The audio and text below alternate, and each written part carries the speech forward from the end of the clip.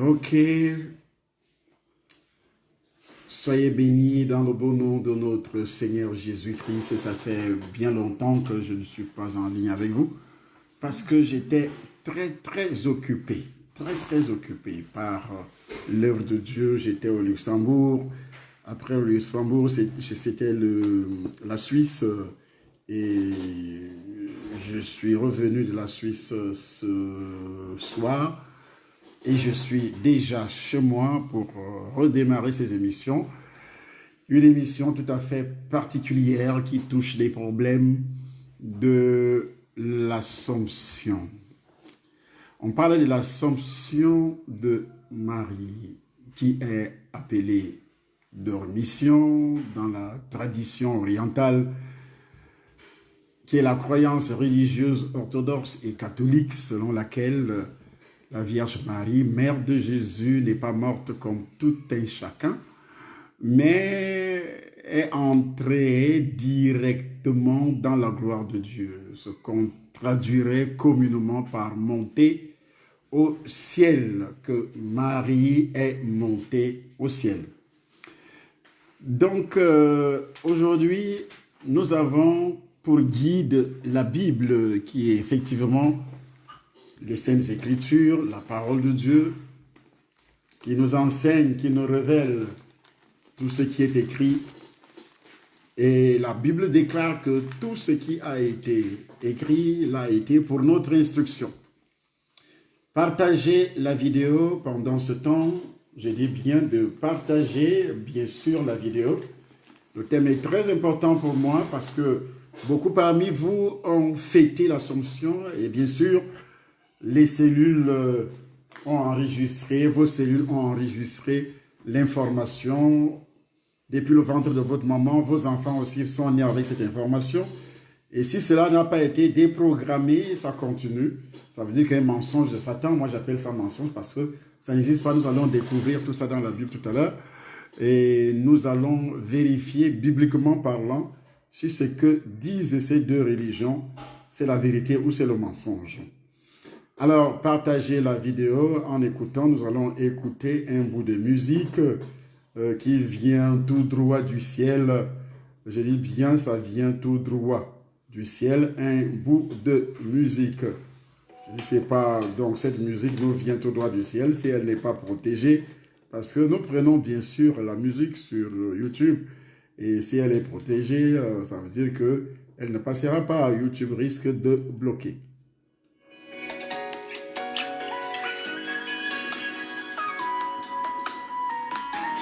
Partagez la vidéo.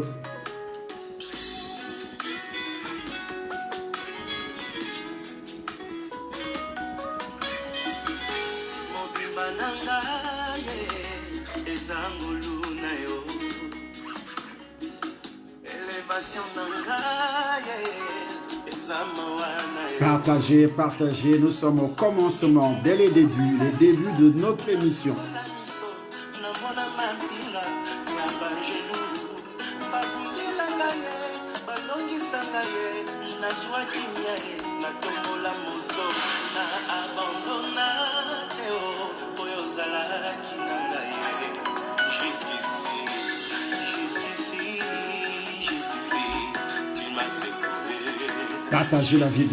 Partagez la vidéo même si le thème ne vous plaît pas du tout, mais c'est important parce que ça se retrouve dans vos cellules. Même si vous êtes chrétien né de nouveau, vous allez entendre l'explication tout à l'heure.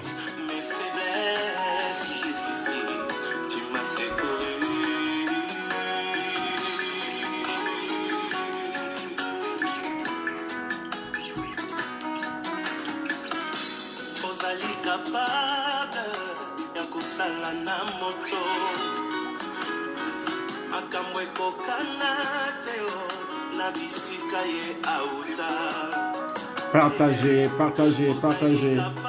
Je veux voir les gens partager. Si vous partagez, je démarre l'émission. Mais si vous ne partagez pas, vous êtes des complices, des menteurs. Et vous irez tout droit en enfer. Parce que ça a été vraiment un mensonge cruel. Que Marie est... Qu'est-ce qu'ils disent? Ils enseignent que l'Assomption de Marie qui est appelée dormition dans la tradition orientale et la croyance religieuse orthodoxe.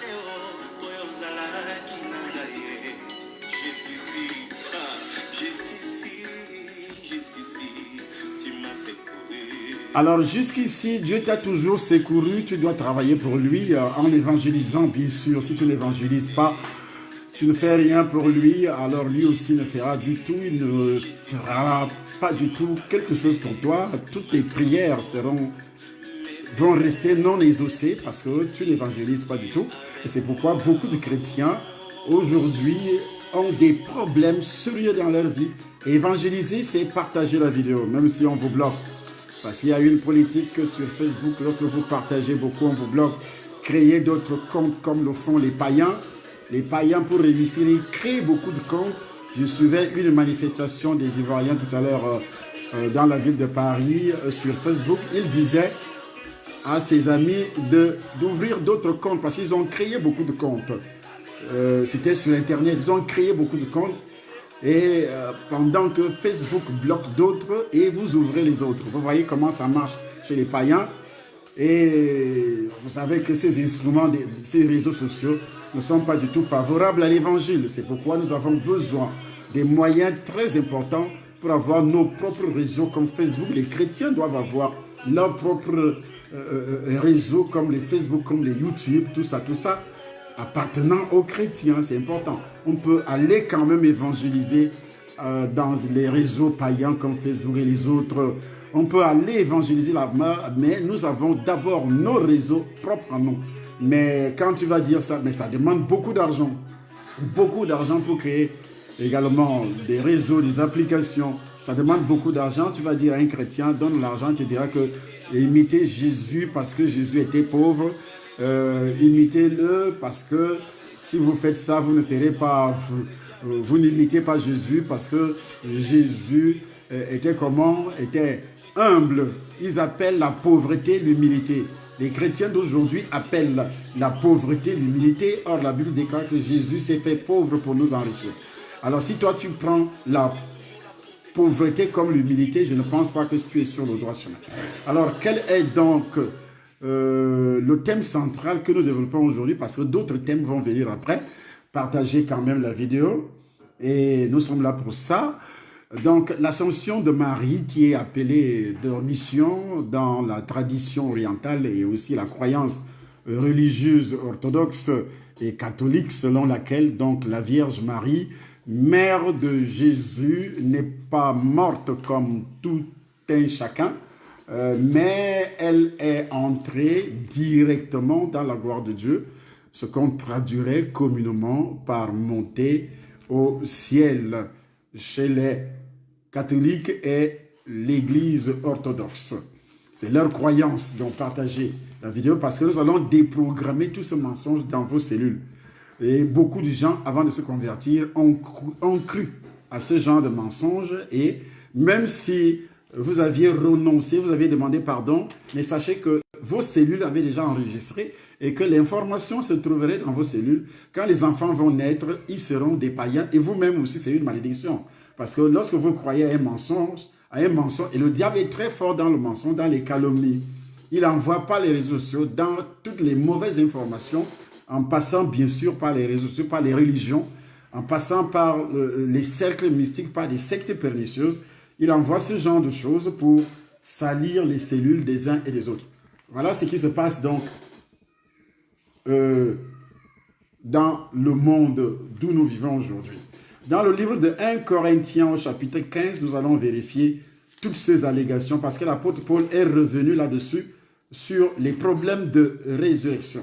Au chapitre 15, c'est l'apôtre Paul qui parle et je pense que Paul, c'est un serviteur de Dieu, il ne se trompe pas parce qu'il est rempli du Saint-Esprit. Partagez la vidéo s'il vous plaît, posez-vous la question, lorsque vous aviez cru peut-être à cette information qui est réellement un mensonge, que Marie est montée au ciel, qu'est-ce qui en reste dans vos cellules, qu'est-ce qui se manifeste dans vos cellules lorsque vous devenez chrétien? C'est une information de mensonge. Pourquoi je dis que c'est un mensonge?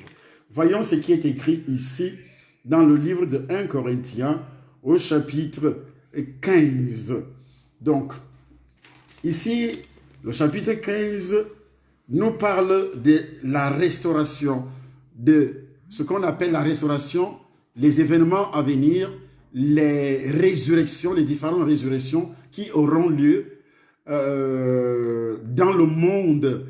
Première résurrection a été la résurrection de Jésus-Christ lui-même, dont la Bible fait allusion, parle de ça dans le livre de Matthieu, dans l'évangile de Jean, et aussi dans d'autres évangiles, dans les épîtres, on fait des analyses sur ça, on enseigne comment le mystère de Jésus, comment il est venu dans le monde, et en même temps, il a vécu dans ce monde, marchant dans ce monde, et quelle était la mission de Jésus dans ce monde. Après cette mission, Jésus monte au ciel devant des témoins. Alors, dans le cas de Marie, il n'y a pas un seul témoin. Et l'histoire nous dit que c'est tout simplement un pape qui aurait eu la révélation des milliers d'années, plus de 1000 ans plus tard, et que ce pape aurait déclaré que Dieu l'avait révélé que c'est Marie, que Marie est montée au ciel. C'est que la Bible n'a jamais confirmé, pas du tout. Mais en ce qui concerne donc le plan de la résurrection selon Dieu, et la Bible déclare, mais maintenant Christ est ressuscité. Là, je suis au verset 20 du chapitre 15. Mais maintenant, Christ est ressuscité des morts. Il est les prémices de ceux qui sont morts. Donc, les prémices, c'est-à-dire le premier. Car puisque la mort est venue par un homme, c'est aussi par un homme qu'est venue la résurrection des morts. Donc, Christ est le premier. Comme tous meurent en Adam, et de même aussi tous revivront en Christ, mais chacun en son rang. Tous revivront en Christ. Quand Christ est mort, Marie était encore vivante.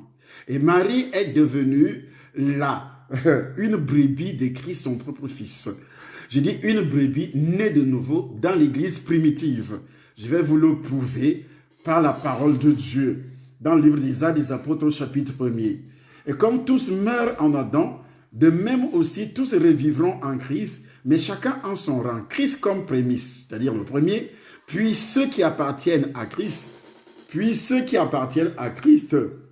Voyons, regardons un peu le processus des différentes résurrections qui vont intervenir dans le monde. Christ comme prémisse, il est déjà ressuscité, puis ceux qui appartiennent à Christ. Quand il dit « puis ceux qui appartiennent à Christ », il parle de quoi? Il parle de l'enlèvement. Il parle de l'enlèvement. Partagez la vidéo s'il vous plaît. Parce que nous allons déprogrammer toutes ces fausses informations dans vos cellules tout à l'heure. Si vous ne partagez pas, vous êtes des complices, des menteurs. Donc, la Bible dit, tous revivront en Christ, ça veut dire quoi? Être en Adam et en Christ. C'est simplement être humain, n'être né qu'une fois, être en Christ, c'est avoir la vie éternelle, être né de nouveau, par descendance naturelle d'Adam, ayant hérité sa nature pécheresse, ayant hérité le péché originel. Donc, tu es né en Adam, veut dire tu as hérité le péché originel. Comme Marie aussi a hérité le péché originel avec toutes ses malédictions et autres. Donc maintenant, ayant hérité sa nature pécheresse, tous meurent en Adam. Par descendance surnaturelle de Christ, ayant hérité sa justice, ayant été délivrés par le sang de Jésus, tous revivront en Christ. Bien que dans les deux cas, la descendance soit physique et spirituelle. Le premier cas, c'est-à-dire Adam, tous meurent en Adam. La descendance est d'abord physique depuis Adam jusqu'à nous aujourd'hui. C'est pourquoi nous avons le péché originel dans le sang. Nous avons les malédictions originelles dans le sang. Nous avons aussi la vaine manière de vivre que nous avions hérité de nos pères dans le sang. Donc tous meurent en Adam. La première mort qui intervient dans ce cadre, c'est la mort spirituelle. Nous sommes tous nés étant séparés de Dieu, comme Marie aussi. Marie était juive de naissance. Tous les juifs sont nés également étant séparés de Dieu. C'est pourquoi Dieu descend pour sauver l'humanité. Jésus n'est pas venu que pour les juifs ni pour les païens. Jésus est venu pour toute l'humanité. Pourquoi? Avec une mission spéciale. Détruire l'inimitié qui existait entre l'homme et Dieu par rapport à ce qui s'est passé dans le jardin d'Éden. Pas par rapport au péché que tu commets aujourd'hui.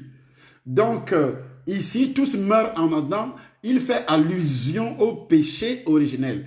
Et nous devons donc avoir réellement la révélation sur le problème de mourir en Adam, qui est d'abord une intervention surnaturelle. Selon Éphésiens chapitre 2, nous étions morts par nos péchés.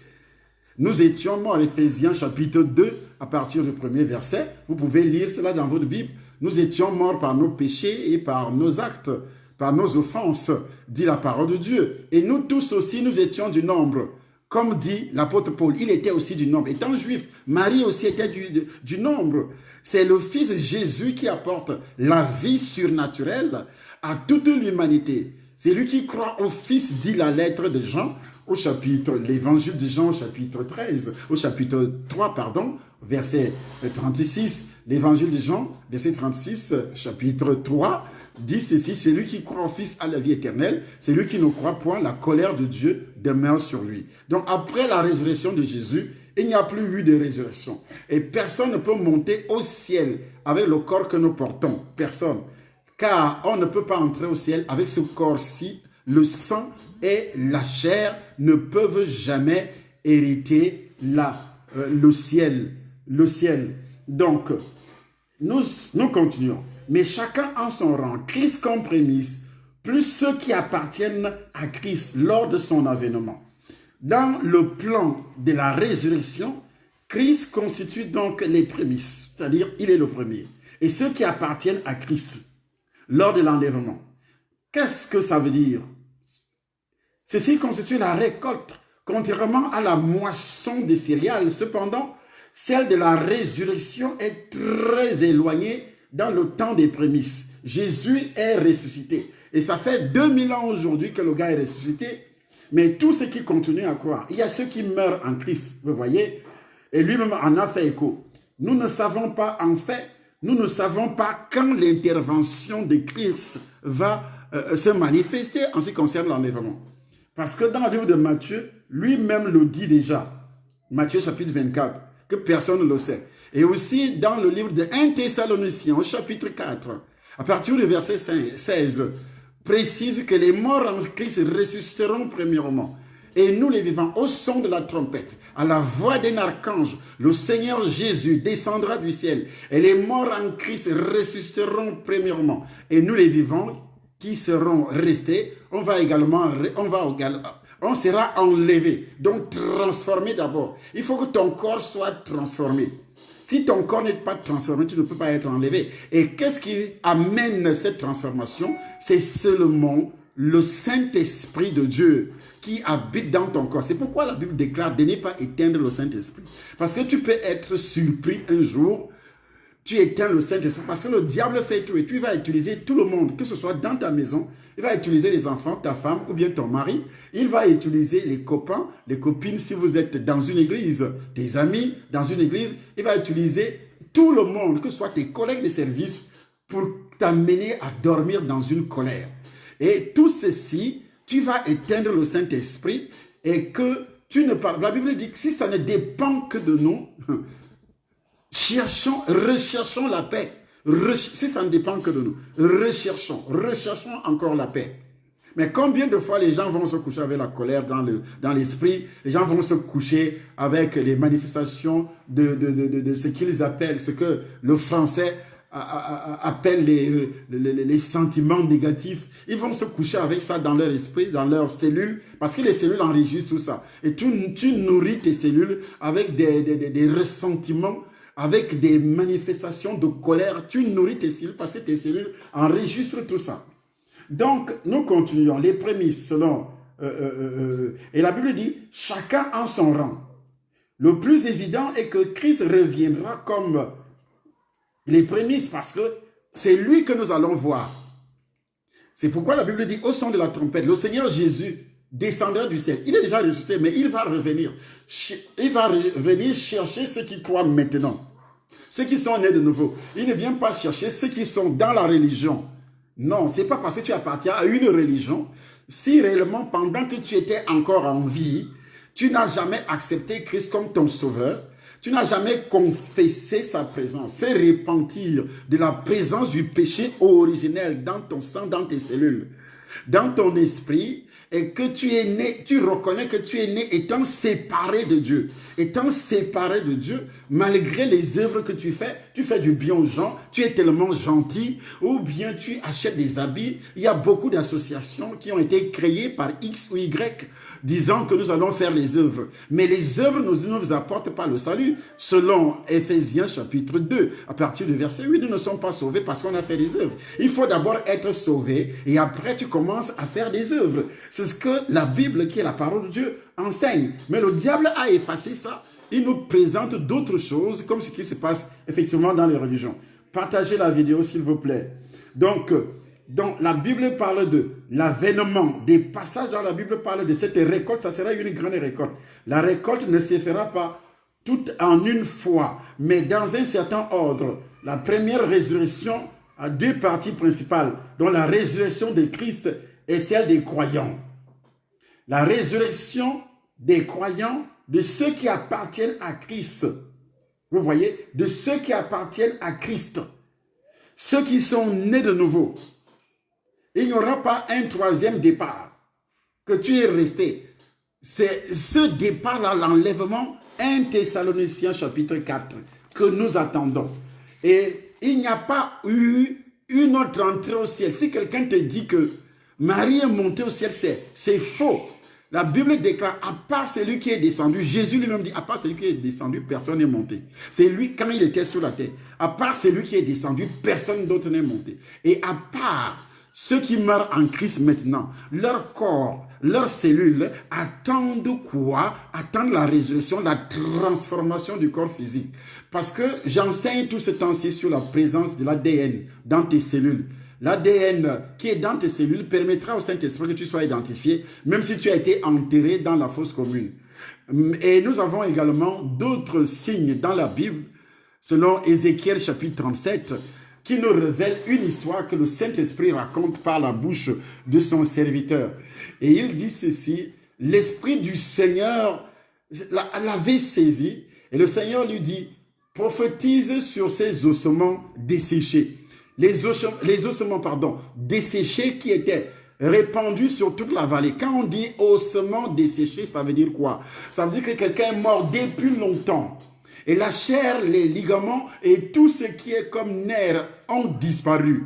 Ce sont les os qui ont commencé à sécher et qui traînent partout, éparpillés par les orages, éparpillés par de l'eau, des pluies qui ruissellent, éparpillés par les inondations de part et d'autre. Et maintenant, Dieu dit prophétise. L'homme de Dieu dit, mais Seigneur, il parlait justement de l'enlèvement. Il dit prophétise. Il dit d'abord à Dieu, mais toi-même tu le sais. Dieu dit donc prophétise, c'est quoi ici? C'est annoncer l'évangile. Nous devons annoncer l'évangile. C'est ça la prophétie. L'évangile, c'est une prophétie. Parce que depuis le livre de Genèse, chapitre 3, Dieu commence à annoncer sa descente, lui-même Dieu, dans le monde. La parole de Dieu s'est faite chair. Ça a commencé depuis l'Ancien Testament jusqu'à tout l'Ancien Testament parle de la descente de Jésus. Si on avait les prochaines émissions, je reviendrai là-dessus. Ça parle de la descente de Jésus dans le monde. Il y a des soi-disant Africains qui nous disent sur les réseaux sociaux, oh oui, vous savez, nous avons nos coutumes, et les religions, la religion juive, c'est la religion des chrétiens. Pourquoi vous suivez les prophètes des juifs et puis vous ne suivez pas les coutumes, les traditions de vos ancêtres? Je veux suivre les traditions de sorcellerie, les traditions des pratiques, comme l'apôtre Paul le dit quand il écrit aux Colossiens qui n'étaient pas des juifs. Colossiens chapitre 2, à partir du verset 8, il dit « Prenez garde que personne ne fasse de vous sa proie par la tradition, par les rudiments du monde, par la philosophie, par toutes ces choses, que personne ne fasse de vous sa proie. Vous devenez la proie de Satan par rapport à ces choses. L'Afrique a toujours été la proie de Satan par rapport à ces pratiques, par rapport aux différentes religions qui sont entrées chez nous. Et c'est pourquoi la génération actuelle ne connaît pas Christ. Parce que cette génération est née dans des religions où on n'annonce pas du tout la bonne nouvelle du salut. Les gens, on les enregistre dès leur naissance. Ils deviennent chrétiens de l'église. Mais il n'est pas né de nouveau. Mais c'est un chrétien. Chrétien ne veut pas dire que tu es né de nouveau. Chrétien, ce n'est pas un mot révélé. Le mot qui est révélé par Dieu, ça veut dire quoi, enfant de Dieu? enfants de Dieu, selon Jean, l'évangile de Jean, chapitre 1er, verset 12, à tous qui l'ont reçu, à tous qui croient en son nom, il leur a donné le pouvoir de devenir quoi? Enfants de Dieu. Qui a donné le pouvoir? Dieu a tant aimé le monde, il a donné son Fils afin que celui qui croit ait la vie éternelle. Tu dois avoir la vie éternelle comment? C'est en identifiant tes problèmes spirituels. Le premier problème est que tu es né sans Dieu dans ta vie, privé du droit de citer. En Isaïe, selon Ephésiens, chapitre 2, à partir du verset, chapitre 2, à partir du verset 10. Donc, privé du droit de citer. Israël ici, ce n'est pas Israël entre guillemets qui est la tribu que vous voyez là. Israël ici, c'est depuis Adam jusqu'à nos jours, parce que même Adam, qui t'a pas dit, parce que Jésus est allé annoncer l'évangile aux morts. Adam est au ciel par rapport au sang de Jésus. Ève est au ciel par rapport au sang de Jésus. Parce que la Bible dit, l'évangile a été annoncé aux morts. Parce que le jour même de la résurrection, les saints sont sortis des tombeaux. Et Jésus a dit, à part celui qui est descendu, personne n'est monté. Même Abraham n'était pas au ciel. Même les gens qui sont morts dans l'Ancien Testament, ils étaient dans le sein d'Abraham. Ils étaient où? Dans le sein d'Abraham. Dans le livre de Luc, chapitre 16, verset 19. Vous pouvez vérifier. Dans le sein d'Abraham, ce n'était pas le ciel. C'est pourquoi, lors de la résurrection de Jésus, les tombeaux se sont ouverts et plusieurs saints sont sortis également. Parce que Jésus, c'est lui qui est venu ouvrir le chemin du ciel. La Bible précise que, selon Romains, chapitre 5, verset 12, que vous allez écouter ce que vous n'avez jamais écouté aujourd'hui. C'est pourquoi j'aime toujours lire la parole de Dieu quand je prie. C'est très important. Romains chapitre 12, verset dit quoi? Le chapitre 5, verset 12 dit quoi? Le péché qu'Adam avait provoqué. Adam a commis un péché qui nous a amenés à la condamnation. Même ceux qui n'ont pas poser un acte semblable à l'acte d'Adam. Nous sommes nés avec ce péché et ces malédictions dans les cellules. Abraham avait ça dans ses cellules. Adam a eu ça. C'est lui qui a transmis.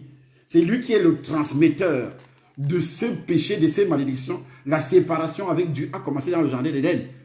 Donc toi, tu es né, tu dis, tu es africain. Tu as des coutumes, tu as des traditions. Ton père, tes ancêtres là, avec quel type de Dieu? Il n'y avait pas de Dieu dans le monde, comme le dit Éphésiens chapitre 2. Éphésiens, ce n'était pas des Hébreux, c'était également des païens. Les Éphésiens, c'était des païens.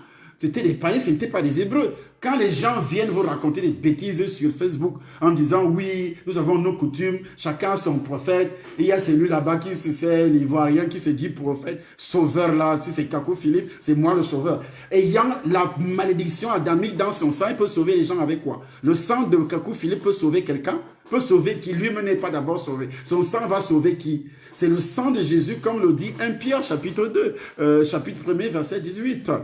Que ce n'est pas par des choses périssables, par l'or et l'argent, qu'on a été racheté de la vaine manière de vivre qu'on a hérité de nos pères. Nos pères, ça commence depuis Adam jusqu'à ton père. L'héritage, tout ce qui est dans tes cellules, c'est à partir d'Adam. Ce sont des informations qui ont été retransmises par l'ADN de ton père, qui est également devenu ton ADN. Et tu vas aussi retransmettre ça à tes propres enfants. C'est scientifiquement prouvé. Quand vous lisez la Bible actuellement, utilisez les informations que la science vous donne également, c'est très important en ce qui concerne le fonctionnement de notre corps physique.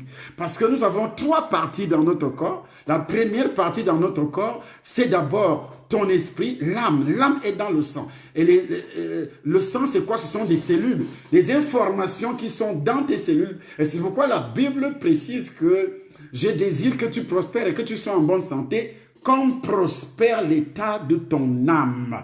L'âme de qui que ce soit n'a jamais prospéré depuis Adam, la chute d'Adam, jusqu'à l'arrivée de Jésus sur la terre. L'âme de qui que ce soit n'a jamais prospéré. Parce que ce soit Abraham, que ce soit Moïse, que ce soit tout ce monde-là, ils avaient l'âme souillée. Et quand Jésus arrive, Jésus descend dans le sein d'Abraham pour leur annoncer l'évangile. Jésus a annoncé l'évangile à Abraham. Jésus a annoncé l'évangile à Moïse. Jésus a annoncé l'évangile. L'évangile, c'est quoi? C'est la bonne nouvelle. La bonne nouvelle du salut en Christ. Parce que c'est lui seul qui est venu pour ouvrir le chemin du ciel. Pour ouvrir le chemin du ciel. Verset 12, Romains chapitre 5, verset 12 dit, c'est pourquoi, comme par un seul homme, le péché est entré dans le monde, et par le péché la mort, et qu'ainsi la mort s'est étendue sur tous les hommes, parce que tous ont péché. Car jusqu'à la loi, le péché était dans le monde, or le péché n'est pas imputé quand il n'y a point de loi. Cependant, la mort a régné depuis Adam jusqu'à Moïse, jusqu'à ce que Moïse reçoive la loi de Dieu, jusqu'à Moïse, même sur ceux qui n'avaient pas,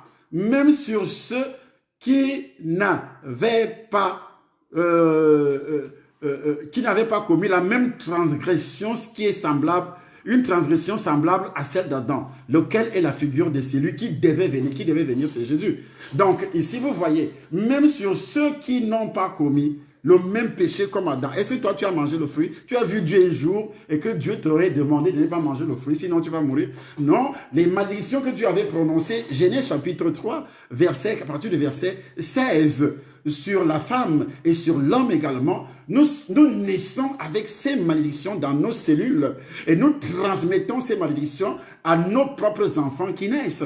C'est pas seulement la malédiction, nous naissons étant séparés de Dieu et nous transmettons également cette séparation à nos enfants de génération en génération depuis Adam jusqu'à toi qui m'écoutes jusqu'à présent. Alors Marie avait tout ça. Mais comment Marie va monter au ciel avec son corps, sans mourir, sans ressusciter? Parce que Marie a reçu Jésus selon le livre des Actes et des Apôtres, son propre fils. Ce n'est pas parce que Jésus est passé par... Vous savez pourquoi Jésus va naître sans toutefois être souillé? Parce que nous naissons étant souillés à cause de cette relation sexuelle. Quand un homme couche avec une femme, vous produisez. Les deux cellules font quoi? Les deux cellules, il y a fusion. Quand les deux cellules se retrouvent dans la membrane qui est l'utérus, il y a donc fusion et vous fabriquez un être humain. Et cet être humain, dont nous savons que la cellule de l'homme a déjà des informations adamiques, les malédictions adamiques, les informations, les traditions, les coutumes, les péchés de ton père, la vaine manière de vivre que tu avais hérité de ton père. Il y a tout ça dans les cellules de ton père. Et puis il y a tout ça également dans les cellules de ta mère.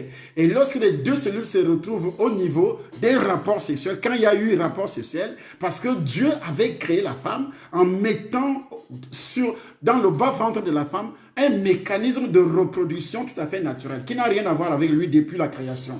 C'est pourquoi tu peux coucher avec n'importe quelle femme, tu fais des enfants, ce n'est pas la volonté de Dieu. Tu peux coucher avec une femme qui n'est pas mariée avec toi, tu fais des enfants, parce que c'est un mécanisme naturel. Mais ce qui est surnaturel, Dieu appelle ça péché. Parce que le péché, lorsque tu as un rapport sexuel avec une femme qui n'est pas ta femme, avec un homme qui n'est pas ton mari, vous produisez un enfant, c'est un enfant de malédiction, dit la Bible, parce que vous vous êtes unis dans une malédiction. Vos cellules sont maudites.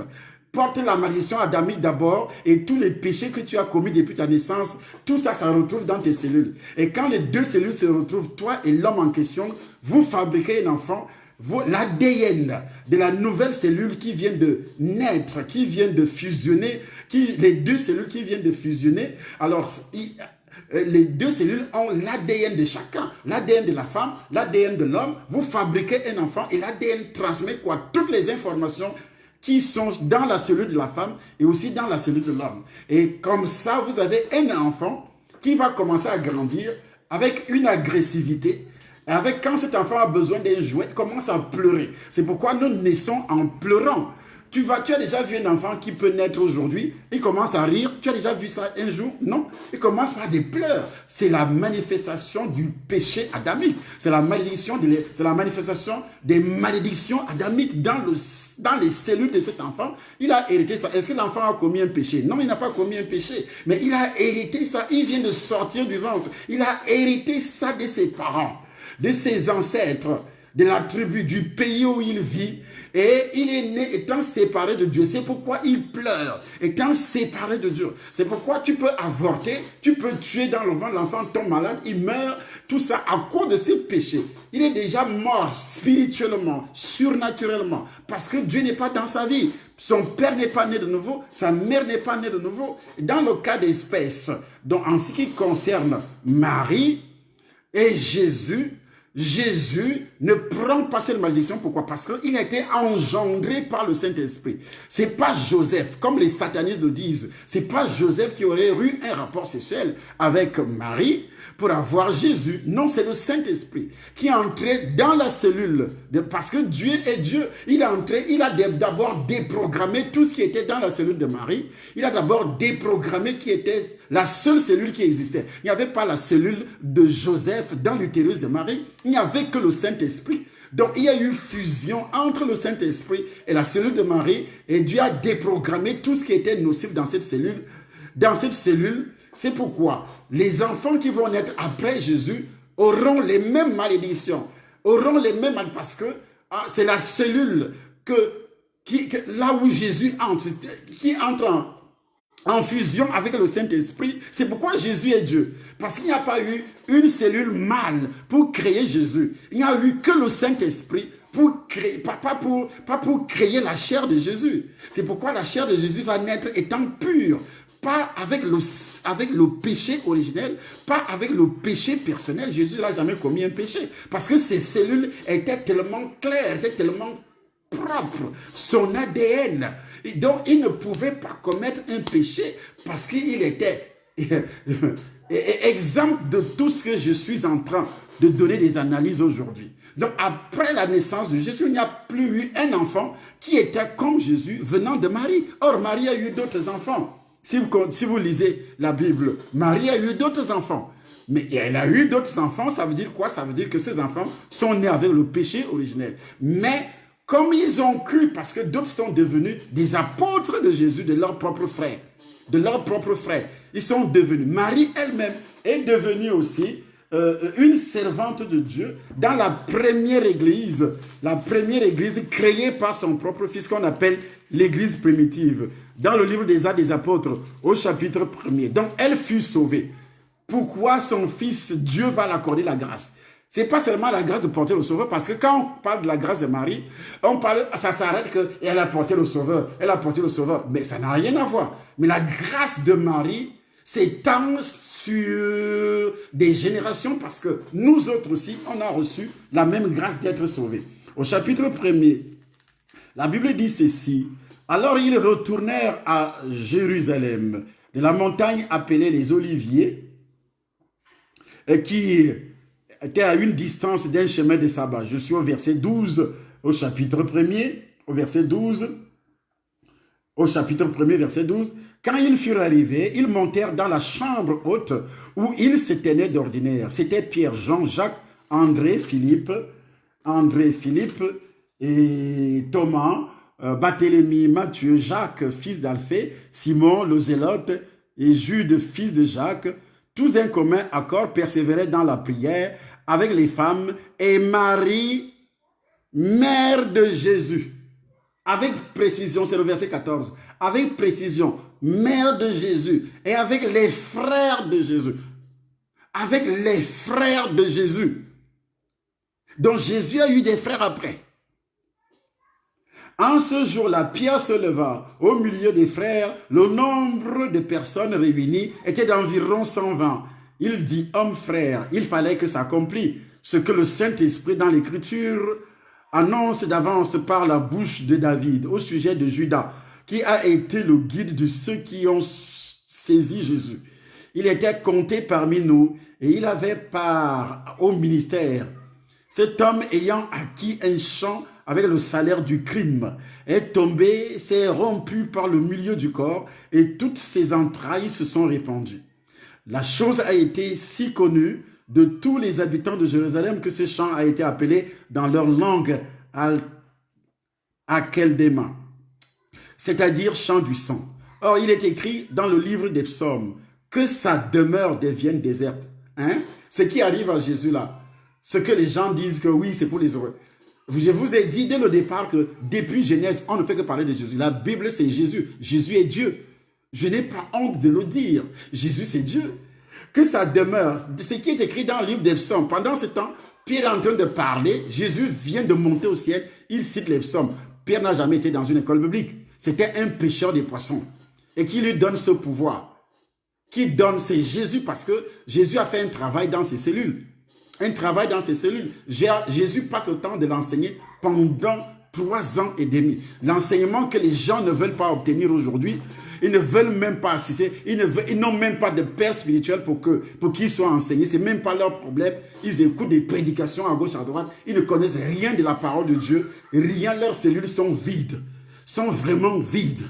Et ainsi, on a des personnes vides dans des assemblées, esprit vide, l'âme vide, cellule vide, tout est vide en elles. Alors, on se permet tout simplement de critiquer, alors que tu ne connais rien de la parole de Dieu. Mais tu critiques ceux qui connaissent. C'est comme un professeur en mathématiques qui donne son cours, et puis un élève qui vient de quitter l'école primaire, entre en 6e, commence à critiquer, ou en 5e, commence à critiquer, ou en 3e, commence à critiquer le professeur. Tu connais quoi de ce qu'il...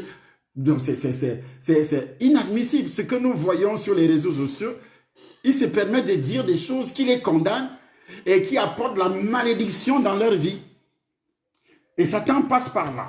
Donc, quand nous continuons à lire ce qui est dit au sujet du chapitre 15 sur la résurrection, et j'étais justement en train de développer le chapitre 15, j'étais en train de dire ceci, parler de la résurrection. Il y aura donc initialement la résurrection de l'Église, des croyants qui sont venus à la connaissance depuis la Pentecôte jusqu'à l'enlèvement. Vous voyez? Depuis la Pentecôte, le jour de la Pentecôte, chapitre 2, Actes des Apôtres, chapitre 2, à partir du premier verset. C'était ce jour-là, il y a eu 3000 personnes, plus les 120. Plus les 120. Le corps de Pierre va ressusciter. Le corps de Matthieu va ressusciter. Pendant ce temps, leurs corps ne sont pas encore sortis des tombeaux. Mais ils sont au ciel, l'âme et l'esprit. Mais le corps va ressusciter. C'est ça le mystère. C'est ça le mystère, c'est ça la puissance de Dieu. Leur ADN est encore l'ADN de chacun de ces apôtres est encore si vif. Si on creuse effectivement là où ils ont été enterrés, on va trouver l'ADN de Matthieu, on va trouver l'ADN. C'est l'ADN que le Saint-Esprit va utiliser pour sortir. Même si tu as été brûlé, demandez aux scientifiques, même si tu as été brûlé, il y a l'ADN dans la cendre. On va répandre la cendre dans la mer, sur la mer, pardon. On va répandre la cendre, mais ton ADN restera dans la mer. C'est pourquoi la Bible déclare que la mer donnera ses morts. Tu es mort dans la mer, ton ADN reste dans l'eau. Est-ce que vous le savez? Vous le savez, ça reste dans l'eau. La mort va donner. Ton corps a disparu dans la mer. La mort va donner si tu étais né de nouveau. Mais si tu n'étais pas né de nouveau, cette deuxième résurrection ne te concerne pas. Parce que la première résurrection qui a eu lieu, c'est seulement celle de Christ. La deuxième, ça sera l'Église. Depuis dans la Pentecôte, le chapitre 2, jusqu'au jour de l'enlèvement, que nous ne connaissons pas du tout jusqu'à ce jour. Que nous ne connaissons pas du tout jusqu'à ce jour. Partagez la vidéo, s'il vous plaît. J'ai dit de partager la vidéo. Donc, cela est très important d'analyser réellement ces choses. Alors, l'apôtre Paul continue. Il dit ceci. Ensuite viendra la fin. Il remettra le royaume à celui qui est Dieu et Père. Avant de remettre le royaume, quand il dit chacun en son rang, nous allons ressusciter avec quel corps? Nous allons ressusciter avec quel corps? La Bible appelle ça le corps céleste. Est-ce que Marie a porté le corps céleste? Il a été transformé. Il n'y a jamais eu d'enlèvement. Et personne depuis la résurrection de Jésus jusqu'à ce jour, on ne peut pas parler d'enlèvement. Car Dieu est un Dieu d'ordre. Le corps de Marie attend dans une tombe à Jérusalem que tous les Hébreux connaissent. Pourquoi les Hébreux ne sont pas catholiques? Pourquoi ils ne sont pas orthodoxes? Pourquoi ils ne sont pas catholiques? Parce que c'est des religions qui sont nées 300 ans ou 200, 300 après. Les apôtres avaient déjà répandu l'évangile de part et d'autre. C'est-à-dire, entrez même dans Google, vous commencez à chercher à quel moment. Parce qu'il y a des gens qui ne lisent pas la parole de Dieu et c'est-à-dire, on raconte des bêtises dans leurs églises. Nous sommes les premiers. Vous êtes les premiers par rapport à quoi? Nous remplaçons, on dit que le pape remplace Pierre. Quel Pierre? Quel Pierre? L'apôtre Pierre? L'apôtre Pierre, sur cette pierre, je bâtirai mon église. Il ne bâtit pas l'église sur le corps de Pierre. C'est lui qui est le corps. L'église est bâtie sur son corps, lui, Jésus. Qu'est-ce que ça veut dire, le corps de Christ? C'est pourquoi on appelle ceux qui sont dans le réveil le corps de Christ. Ce n'est pas la religion, le corps de Christ. Parce que Christ, il dit, je te donne la clé. La clé veut dire quoi? La nouvelle naissance. Tu as cette clé, toi qui m'écoutes, pour ouvrir la porte du ciel à ceux qui sont autour de toi, à ceux qui vivent avec toi dans la même maison, dans ta famille, en leur annonçant l'évangile. Parce que nous annonçons l'évangile de deux manières, c'est-à-dire ce que nous disons aux gens et ce que nous faisons. Voilà. Donc, nous annonçons l'évangile sur les rues, sur les réseaux sociaux. Pourquoi? On doit utiliser les télévisions. Pourquoi? Parce que c'est un ordre qui a été donné. Tous ceux qui m'écoutent aujourd'hui, il y a des gens qui ne connaissaient, qui n'avaient pas ces informations que je suis en train de donner. Même ceux qui se disent parfois persévérants dans l'église de réveil, qui sont même nés de nouveau. Beaucoup ne connaissent pas réellement ce que je suis en train d'analyser aujourd'hui sur la nouvelle naissance. Que Marie a eu, c'est une seule cellule qui s'est détachée de son utérus pour recevoir la puissance de Dieu, le Saint-Esprit, pour que la parole devienne réellement chair. Que cette parole puisse devenir, Dieu a utilisé seulement une cellule. Il a purgé, il a déprogrammé la cellule de tout ce qui était là-dedans. C'est pourquoi les gens ont fait des recherches. On t'a déjà montré l'ADN de Jésus? On t'a déjà montré l'ADN de Jésus? Ils ne peuvent pas. Ils ont retrouvé j'ai vu sur Internet l'autre jour, ils ont retrouvé le crâne de l'homme qu'on appelle, c'est l'homme quoi là, qui a permis à l'humanité de grandir, de se multiplier, ou bien de faire quoi, parce qu'on a évolué. On a retrouvé son crâne, et ils disent quoi? Que l'ADN de ce crâne-là, toute l'humanité a cet ADN, l'ADN de ce crâne-là, dans ses cellules. Voilà ce qu'ils ont déclaré. Parce que moi, je fais beaucoup de recherches. Comment, donc, ce crâne-là existe depuis des millénaires avant Jésus-Christ, avant Abraham. Avant Abraham. Et on dit que par le canal, ils ont fait des recherches, ils ont trouvé l'ADN, ils ont réellement utilisé l'ADN de milliers de personnes. Des milliers de personnes dans toute l'humanité. En Chine, ils ont pris les Chinois, ils ont pris les Australiens, ils ont pris les Français, ils ont pris les Africains, ils ont pris que nous avons tous le même ADN avec ces crânes-là. Ça veut dire que ces crânes-là viennent d'Adam. Et c'est comme ça qu'on a été aussi contaminés. Si ces scientifiques étaient les enfants de Dieu, ils allaient bien comprendre le processus de cette contamination. Mais il y a beaucoup d'enfants de Dieu qui ne comprennent même pas ce qu'on dit aujourd'hui. Ils sont là, ils portent seulement les Bibles, même des pasteurs. Ils portent seulement des Bibles, ils racontent des bêtises qu'ils ne maîtrisent même pas.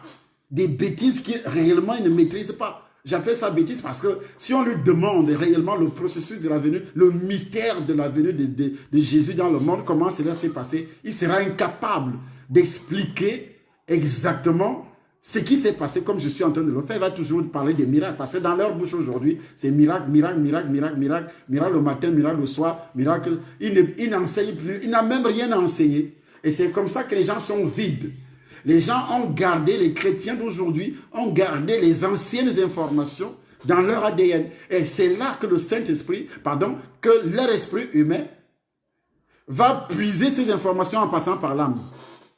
En passant par là, parce que c'est ton esprit qui va puiser, et c'est ainsi que le démon va utiliser ce que ton esprit puise dans ton âme. Parce que ton âme vit dans la cellule.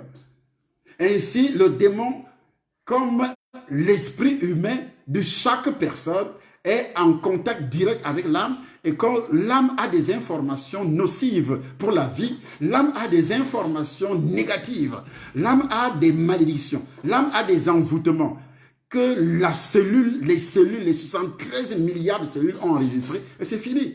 Ça n'a jamais été déprogrammé. Et c'est pourquoi on va donc prier, prier, prier. Tu cherches la délivrance chez les prophètes, chez ceux-ci, on t'emballe à gauche, on t'emballe à droite. Tu crois à celui-ci, tu crois à ceci aujourd'hui, tu ne crois plus. Tu étais dans telle église, tu as changé déjà 2, 3, 4 églises. Tu quittes pour aller chercher parce que tes cellules sont absolument vides. Absolument vides. Le jour que tes cellules seront réellement déprogrammées, tu vas rester sur place, là où tu es né de nouveau. Et tu vas commencer à voir ton Père spirituel qui t'a amené au Seigneur. Tu le verras comme le conducteur, le seul conducteur que tu as dans la vie, parce que la Bible déclare, obéissez à vos conducteurs, ayez pour eux de la défense parce qu'ils veillent sur vos âmes. Donc, l'histoire de Marie. Ici, l'histoire de Marie n'a rien à voir. Que Marie est montée au ciel. Mais maintenant, Christ est ressuscité des morts. Il est le premier de ceux qui sont morts. Car puisque la mort est venue par un homme, c'est aussi par un homme qu'est venue la résurrection des morts. Et comme tous meurent en Adam, de même aussi, tous revivront en Christ. Mais chacun a son rang, j'ai déjà expliqué. Christ comme prémisse, puis ceux qui appartiennent à Christ lors de son avènement. Ensuite viendra la fin, quand il remettra le royaume à celui qui est Dieu et Père, après avoir réduit à l'impuissance toute domination, toute autorité et toute puissance. Car il faut qu'il règne jusqu'à ce qu'il ait mis tous ses ennemis sous ses pieds. Le dernier ennemi qui sera réduit à l'impuissance, c'est la mort. Dieu, en effet, a tout mis sous ses pieds. Mais lorsqu'il dit que tout lui a été soumis, il est évident que c'est lui qui lui a soumis toutes choses est accepté. Et lorsque toutes choses lui auront été soumises, ce n'est pas le cas maintenant, alors le Fils lui-même sera soumis à celui qui lui a soumis toutes choses, afin que Dieu soit tout en. Vous voyez la parole de Dieu. Vous voyez la puissance de la parole de Dieu. La puissance de la parole de Dieu. Et si quand nous retournons un peu en arrière, vers le verset, et vers le verset, à partir du verset 13, nous sommes toujours au chapitre 15, verset 13 à 15, partagez la vidéo s'il vous plaît. Or, si l'on prêche que Christ est ressuscité des morts, pourquoi quelques-uns parmi vous disent-ils qu'il n'y a point de résurrection des morts? Est-ce qu'on n'a pas entendu ça dans ton pays, toi-même? Les sorciers, Satan vous fait croire que vous les sorciers, Satan vous fait croire qu'il n'y a pas de résurrection, il n'y a pas d'enfer, il n'y a pas ceci. J'ai parlé de ça lorsque j'avais développé une vidéo parlant de la Bible de Satan. Et je serai là demain soir également parlant de la Bible de Satan. Ça sera la deuxième partie sur la Bible de Satan. Donc, et Satan dit à ses fidèles que la résurrection n'existe pas et c'est pourquoi les gens se suicident parce qu'ils pensent qu'ils vont mourir comme des animaux. Ils disparaissent, ils meurent, ils disparaissent. Et donc, ils se permettent de détruire son corps pour aller finalement en enfer. Satan dit à ses agents que l'enfer n'existe pas, que le ciel n'existe pas du tout. Vous voyez. Et ici, pourquoi quelques-uns parmi vous disent qu'il n'y a point de résurrection des morts? S'il n'y a point de résurrection des morts, Christ non plus n'est pas ressuscité. Et si Christ n'est pas ressuscité, notre prédication est donc vaine. Et votre foi aussi est vaine. Il se trouve même que nous sommes de faux témoins à l'égard de Dieu, puisque nous avons témoigné contre Dieu qu'il a ressuscité Christ, tandis qu'il ne l'aurait pas ressuscité. Si les morts ne ressuscitent point. Si les morts ne ressuscitent point. Il continue. Il se trouve même que nous sommes de faux témoins à l'égard de Dieu, puisque nous avons témoigné contre Dieu qu'il a ressuscité Christ, tandis qu'il ne l'aurait pas ressuscité, si les morts ne ressuscitent point.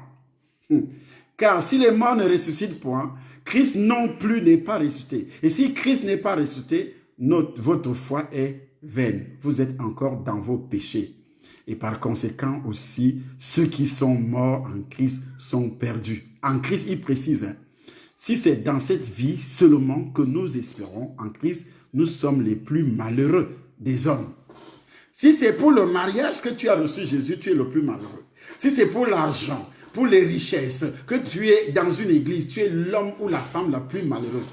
Si c'est pour le mariage, si c'est pour les habits, pour la vie terrestre, le luxe terrestre, les terrains, les villas, les immeubles, si c'est seulement pour ça que tu es en Christ, tu es l'homme ou la personne la plus malheureuse. Ce n'est pas moi qui le dis, c'est la parole de Dieu que je suis en train d'enseigner aujourd'hui qui le dit. Mais maintenant, il dit, mais maintenant, Christ est ressuscité des morts. Il est les prémices de ceux qui sont morts. Vous voyez pourquoi il a donc dit ça? Parce que j'ai commencé le chapitre par la fin. Et maintenant, je reviens vers le début. Parce qu'il y a beaucoup parmi vous qui ne lisent même pas les épîtres, qui n'étudient pas la parole de Dieu. Lire, c'est autre chose. Étudier. Tu ne peux pas étudier, qui ne se laissent pas enseigner. Ils écoutent les prédications où on leur promet terre et ciel. Et l'apôtre vient de dire que si, c'est grave. C'est grave. Par conséquent, Si c'est seulement dans cette vie, seulement que nous espérons en Christ, nous sommes les plus malheureux des hommes dans la vie physique. Parce que Christ va me guérir, va me délivrer de la pauvreté, va me délivrer de la misère. Donc nous sommes les plus malheureux. Parce qu'on est né étant séparés de Dieu. Et lorsqu'il y a une réconciliation avec Dieu, ta place est au ciel. Tu dois lutter pour aller au ciel. Il y a des femmes et des hommes qui luttent pour avoir l'argent, pour avoir une position sur la terre, pour avoir le mariage, pour avoir ceci. Dès qu'ils obtiennent tout ça, ils quittent l'église. Il change, il va chercher des miracles. Et si c'est pour les miracles terrestres là, tu es la personne la plus malheureuse sur la terre. Je dis la personne la plus malheureuse sur la terre. Si c'est pour les miracles, si c'est pour la santé, si c'est pourquoi vous allez chez les fétichistes, chez les marabouts. Parce que vous cherchez la santé, vous cherchez quoi? La protection. Il faut aller, il faut appartenir pour chercher le travail. Il faut aller dans la rose croix, dans la franc-maçonnerie, parce que tu veux les nominations. Si c'est dans cette vie que tu crois en Christ, ou bien tu ne crois même pas, tu vends ton âme à Satan pour avoir tout ça, tu es la personne la plus malheureuse. Partagez la vidéo s'il vous plaît. Tu es la personne la plus malheureuse. Malheureuse, malheureuse encore. Malheureuse encore. Alors, la Bible déclare que nous ne pouvons pas, nous ne mourrons pas tous, mais on va ressusciter. Nous tous, nous allons sortir des tombes. Donc, c'est pourquoi il a d'abord dit chacun en son rang. Il y a ceux qui seront transformés étant encore vivants, qu'ils ne vont pas mourir, mais ils vont entendre le son de la trompette et leur corps, on sera changé. 1 Thessaloniciens chapitre 4, versets 16 à 17. On sera changé. Marie avait changé où? Qui était présent le jour qu'elle partait au ciel? Montrez-moi la personne. Montrez-moi la personne. Ce que nous sommes en train de décortiquer là aujourd'hui. Montrez-moi la personne témoin. La Bible, il n'y a pas un seul verset. On vient de lire qu'elle était disciple de son propre fils. Elle était sauvée, elle est morte. Sa tombe se trouve à Jérusalem. Pourquoi on peut fêter l'Assomption? Qu'est-ce qu'on appelle mensonge? Et la Bible déclare, dehors les menteurs. Ça veut dire que si tu as cru à ça, et si réellement tes cellules ont enregistré ça, c'est pourquoi tu continues à vivre dans le mensonge, dans d'autres choses. C'est pourquoi tu es incapable d'abandonner le mensonge. Tu vis mensonge sur mensonge, hypocrisie sur hypocrisie, et également des bêtises que tu fais, la haine, le ressentiment. Tout ça, c'est dans tes cellules à cause de ces fausses informations que tes cellules ont enregistrées. Tu dois d'abord déprogrammer ça. Je m'adresse à tous ceux qui sont dans ces différentes religions. Tu es né avec ça. Et aussi dans tes anciennes religions, peut-être tu n'es pas catholique ou bien protestant, mais il y a des mensonges également dans ces religions que tes cellules ont enregistrées, qui doivent être déprogrammées. Si ce n'est pas déprogrammé, monsieur, tu n'entreras pas au ciel, tu ne seras jamais enlevé. Parce qu'on n'enlèvera pas un corps. Ton corps, c'est quoi? C'est l'ensemble des cellules que la Bible appelle la chair, les fruits de la chair. L'ensemble, 73 milliards de cellules. Et ces cellules ont enregistré des informations très négatives. Et toutes les malédictions, la pauvreté, la misère, le péché, tous les péchés que tu commets, c'est dans tes cellules. C'est dans tes cellules. Donc, une fois que tes cellules ont enregistré ces choses, il est impossible, si ces cellules ne sont pas déprogrammées, que toi tu entres au ciel. C'est pourquoi tu continues à croire, on te trompe facilement.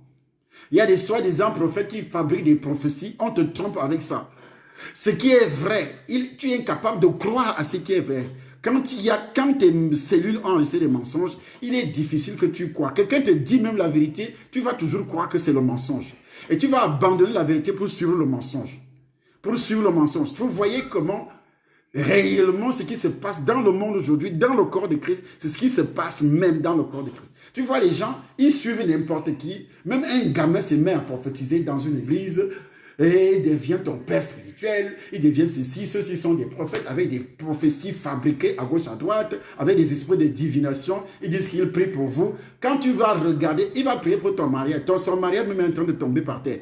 Et lui-même, son mariage est en train de tomber par terre. Son ministère tombe par terre. Il va prier pour... Il est pauvre comme une souris d'église. Et puis il va prier pour tes richesses. Lui-même a la richesse dans les cellules.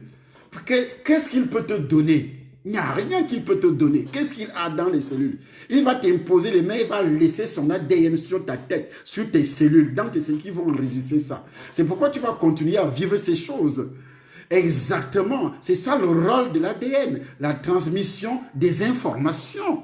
Et c'est parce que le problème de mensonge, Sainte Vierge Marie, Sainte Vierge Marie, est-ce que Marie est restée vierge jusqu'à... La Bible vient de dire que cette femme a eu des enfants après. C'était quand même la femme de quelqu'un.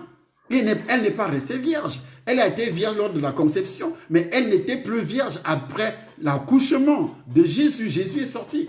Et Joseph a réellement utilisé sa femme sexuellement. Ils ont eu des enfants, les frères de Jésus, du côté de sa mère. Des frères de Jésus. Pourquoi Dieu nous appelle des frères de Jésus? Il est notre sauveur parce que nous sommes devenus les enfants de Dieu. Du côté de l'homme, la nature humaine, sur la nature humaine, Jésus est notre, parce qu'il a porté la chair comme nous autres. Il avait les sentiments comme nous autres. Comment on doit vous expliquer ça? Comment on doit vous expliquer ça? C'est pourquoi la Bible dit, et nous, pourquoi sommes-nous à toute heure persécutés, en péril? Chaque jour, je suis exposé à la mort. Je l'atteste, frère, par la gloire dont vous êtes pour moi, le sujet en Jésus-Christ, notre Seigneur. Si c'est dans des vues humaines que j'ai combattu contre des bêtes à Éphèse, quel avantage m'en revient-il? Si les morts ne ressuscitent pas, mangeons et buvons, car demain nous mourrons, on disparaît. Mais c'est pas ce que le diable enseigne à ces gens. Mangeons et buvons, couchons avec les femmes, car demain on va mourir et puis on va disparaître. Oh, c'est faux. Le diable sait qu'il y a l'enfer qui t'attend réellement. Vous voyez ce que, là où l'apôtre Paul revient, il dit, tu dois ressusciter. D'autres seront transformés. Mais pendant ce temps, nous sommes en train de mourir. Le coronavirus a tué combien? Il va continuer à tuer. Il y a ceux qui meurent, pas seulement du coronavirus, qui meurent des maladies, des accidents et autres. Comme au Cameroun récemment, où le coronavirus et d'autres accidents et autres maladies sont en train de tuer les pasteurs, tuer les brebis, qui mènent une vie, je dis une vie tragique double. Ils sont à l'église, mais ils mènent autre vie. Ils sont en train de mener une autre vie dehors, une vie de saleté, une vie de ceci. C'est pourquoi la Bible dit, tu bois le sang de Jésus, tu manges la chair de Jésus sans discerner le corps du Seigneur. Tu sens discerner le corps du Seigneur. Tu bois et tu manges un jugement contre toi-même. Et c'est pourquoi, je l'avais déjà dit auparavant, quand je suis passé au Cameroun récemment, j'ai dit, tous les pasteurs qui trempent les mains là, vous êtes encore plus en danger.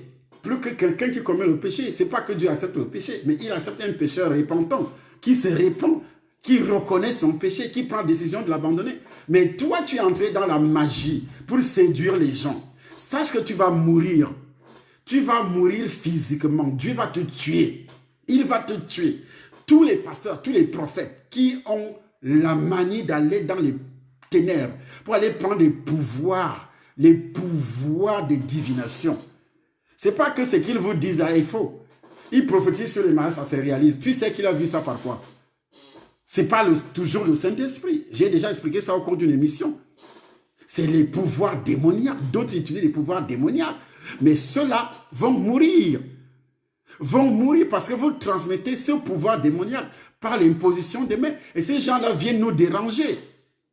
Ils manifestent tout ce qui est comme attribut du python dans l'église. La rébellion dans l'église, ils deviennent rebelles à l'église. Les femmes deviennent rebelles à leur mari. Les enfants deviennent rebelles à leur... Parce que ces faux apôtres, ces faux prophètes, ces faux pasteurs qui prennent les pouvoirs chez Satan, imposent les mains. Et quand tu vas mettre un enfant au monde, étant donné que tout le monde est passé sur ta tête pendant que tu faisais le tourisme des églises, ou bien tu allais les rencontrer, soi-disant, prier pour moi parce que je suis en danger, prier pour moi parce que je suis ceci, tu as porté tout cet ADN-là. Regarde leur vie actuellement. Cette vie est dans tes cellules. Pourquoi tu ne... Cette vie est dans tes cellules. C'est dans tes cellules par rapport à l'imposition de mettre tout ce que tu as reçu. C'est dans tes cellules. Mais aujourd'hui, tu souffres, tu vas encore plus souffrir. Si tu n'essaies pas de déprogrammer tout cela, si tu n'écoutes pas ce genre d'enseignement, pour que tout cela soit déprogrammé dans tes cellules. Et cela est très nécessaire. Marie n'est pas réellement ressuscitée. Il n'est pas encore. Elle va, son corps va ressusciter le jour de l'enlèvement. Les corps des autres vont ressusciter. Il y a certains, le jour de la crucifixion, qui étaient ressuscités. Parce que le chemin du ciel était déjà ouvert. Le voile qui était au temple s'est déchiré en deux. Ça a prouvé que le chemin du ciel, Jésus venait juste d'ouvrir le chemin du ciel qui était fermé. On doit prêcher, on doit vous enseigner comment. Et vous croyez à toutes les bêtises que les gens viennent raconter sur les réseaux sociaux, vous croyez à ça. Donc, il y a une deuxième partie de cet enseignement qui va commencer demain. Et qui va parler effectivement de beaucoup de choses que j'avais suspendues sur la mort qui frappe, les problèmes qui frappent aujourd'hui le corps de Christ, commençant par la mort des serviteurs de Dieu. Si ceux qui sont encore en vie là ne se répandent pas, je vous le dis, vous allez partir. Je suis arrivé au Cameroun en janvier, j'ai donné le même message. Mais personne ne savait que d'autres ont commencé à rigoler. Il est revenu avec ces choses-là. Mais ceux-là, la plupart ne sont plus en vie. La plupart ne sont plus en vie. Parce qu'ils n'aiment pas ce qu'on appelle la repentance. Et c'est dans tes cellules. Si tu es incapable de demander pardon, si tu es incapable de se repentir, identifier la faute, tu es toujours prêt à accuser les autres. C'est les autres qui sont mauvais, c'est les autres qui sont mauvais. Mais alors que toi-même, tu as des choses en toi. Si on t'explique ce que tu fais, Bible à la main, que réellement, quand Dieu te regarde, toi, tu te justifies toujours que moi, je suis bien parce que j'ai fait ça. Les gens font ça. Mais quand Dieu réellement prend tes actes, c'est pourquoi la Bible déclare que la parole de Dieu est une épée à double tranchant. Une épée à double tranchant. Une épée. Une épée, ça coupe devant, ça coupe derrière, non? Parce que tu accuses toujours que on m'a fait ça, on m'a fait ça, on m'a fait ça, on m'a fait ça. Dans tous les domaines. Voici l'employé qui dit, mes ouvriers ont fait ça. Et les ouvriers disent, notre patron ne nous paye pas. Notre patron bouffe notre argent. Notre patron... Et la parole de Dieu est là au milieu, ça coupe les deux. Ça coupe les ouvriers, parce qu'il y a des ouvriers qui travaillent sans rendement, mais ils bouffent l'argent. Il y a d'autres qui se sont fait embaucher par rapport aux relations, ils ne maîtrisent pas le travail. Il y a d'autres même, ils sont partis chez les féticheurs, chez les marabouts, et d'autres même ont utilisé des techniques, des faux diplômes. Des faux diplômes, et c'est dans ces cellules, mais il sera embauché, commence à accuser, parce qu'il ne maîtrise rien. Il commence à accuser. Il y a des patrons également malhonnêtes, que tu finis de travailler, tu as donné un rendement, mais ils ne te payent pas, et alors qu'il y a l'argent. Alors qu'il y a de l'argent. La parole de Dieu est là au milieu parce qu'il voit tout. Il voit tout. Ça, c'est au niveau professionnel. Au niveau des affaires, tu vas te mettre avec les gens, alors que toi-même, tu as dans tes cellules des programmations, des informations qui ne te permettent pas d'évoluer dans les affaires. Et quand ceux-là vont bouffer ton argent, tu vas les accuser. Et quand Dieu va regarder au dernier jugement, parce que toi, tu ne seras pas enlevé. La résurrection dont je ferai allusion demain, je vais enseigner sur la résurrection après l'enlèvement. Il y aura une résurrection qu'Apocalypse parle, où personne ne sera sauvé. Dieu va seulement vous montrer ce que vous aviez fait. Personne d'autre, parce qu'il y a des pasteurs qui enseignent que oui, il y aura une autre résurrection qui va venir, le dernier tour, ceux qui seront sauvés par la douleur, parce qu'on va les tuer, vont refuser 666 après la grande persécution, après la grande... Non, vous mentez. Vous mentez. Si tu rates l'enlèvement, dont un Thessalonicien parle, tu rates ça, c'est fini pour toi. C'est l'enfer. Les seules personnes qui seront restées, ça sera que les Juifs, qui seront encore en vie, qui vont croire. Lors de la deuxième, après l'enlèvement, Jésus va revenir avec ses sangs. Lors de la guerre d'Armageddon. C'est en ce moment que quelques Juifs vivants vont voir Jésus, vont accepter que c'est lui le Messie qu'ils ont rejeté. C'est cette résurrection que je vais vous parler demain. Mais si toi tu ressuscites en ce moment le jour du jugement, c'est fini. Tu es condamné pour l'enfer. Ton corps céleste sera condamné parce que toi aussi tu vas porter un corps céleste, mais qui va souffrir éternellement. Comme ceux qui vont sortir des temples lors de l'enlèvement pour aller vivre au ciel, dans le royaume des cieux. C'est comme ça que ça va marcher, puisque tu ne connaissais pas. C'était ici que ça va marcher. Donc, soyez au culte demain pour vous déprogrammer. Et comme je le disais tout à l'heure, que tu vas accuser les gens. Tu vas accuser tel, on a fait des affaires ensemble, il m'a bouffé. Pourquoi il t'a bouffé? Parce que dans tes cellules, écoute, il y a des gens qui ont des informations qui ont été retransmises depuis une génération. Je parle souvent des bêtis. Pourquoi les bêtis ne sont pas dans les affaires? Tous ceux qui sont bêtis, ça veut dire que dans leurs ADN l'ADN transmet de génération en génération le problème de l'alcool, c'est des soulards. Premièrement, pour commencer. Et après ça, ce sont des traîtres, ils se trahissent les uns des autres, ils se battent. La sorcellerie, la haine, la jalousie, tout ce qui est bêtise, ont ces informations dans...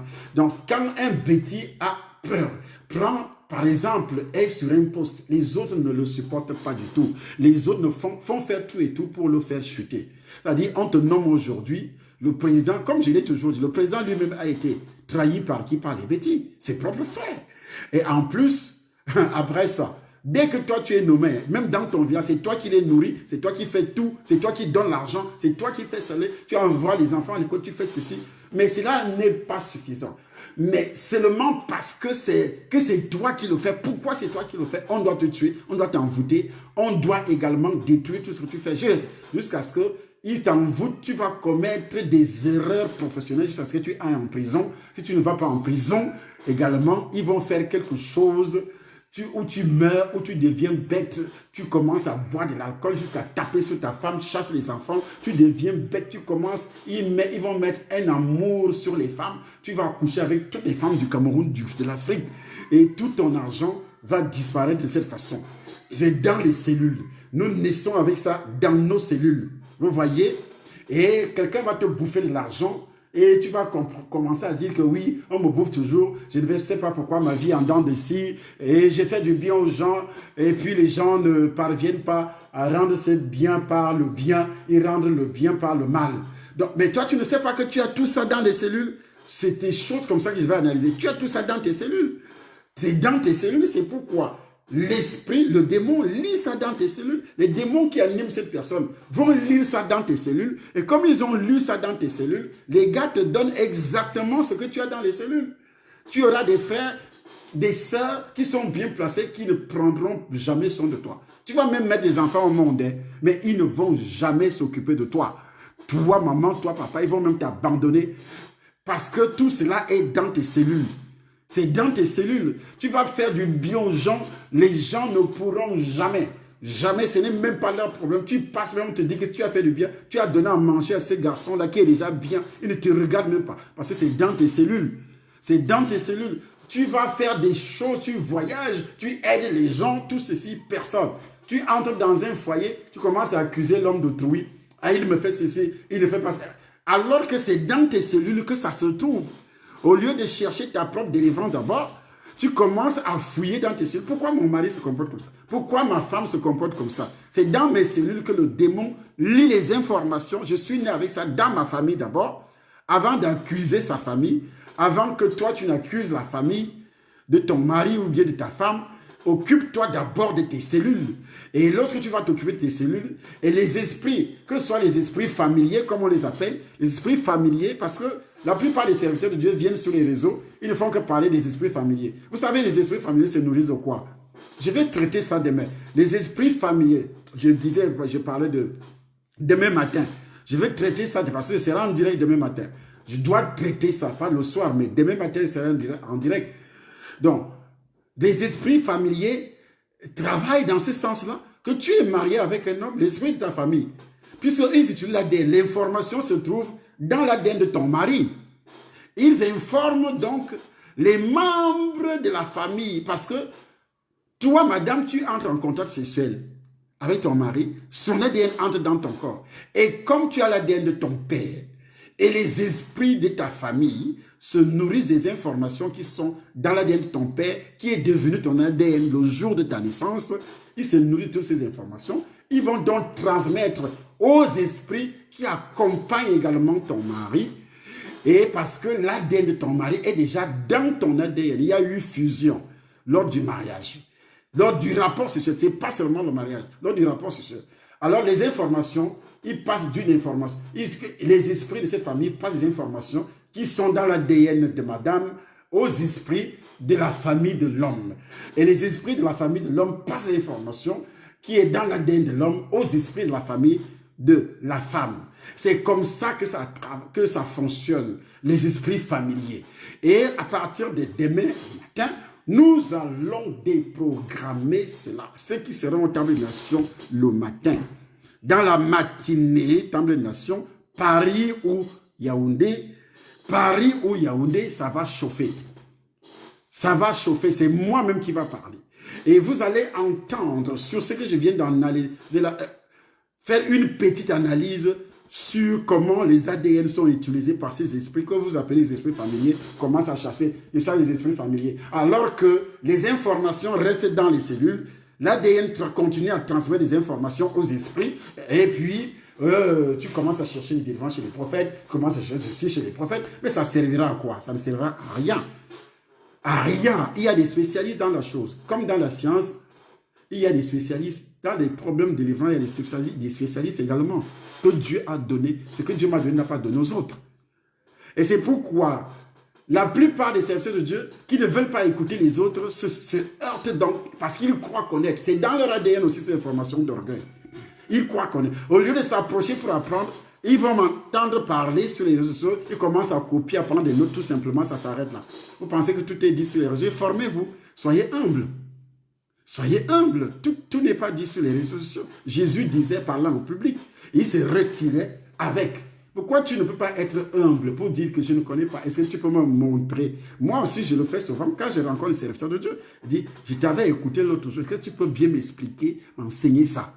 Moi, je le fais. Voilà ce que j'avais à vous dire. Soyez bénis dans le nom de Jésus.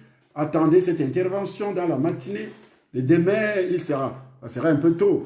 Donc, veillez et regardez. Et après avoir intervenu, on va déprogrammer avec le sang de Jésus au temple des nations et aussi les temples des nations en général. Les temples des nations en général. Ça sera donc comme ça. Ok, soyez bénis dans le nom de Jésus. Que la grâce de Dieu, de mon Dieu, soit sur vous. Et que la puissance de son esprit soit contenue. C'est le début comme ça. Je vais continuer dans la semaine parce que je prendrai tout ce temps-là. J'ai eu un flottement pendant 2 semaines sans faire réellement des vidéos. Et je crois que cette vidéo va vous aider encore à parler de ce problème de résurrection de Marie et autres. Et le reste va continuer dans les informations que vous allez recevoir demain au nom puissant du Seigneur Jésus-Christ de Nazareth. Amen.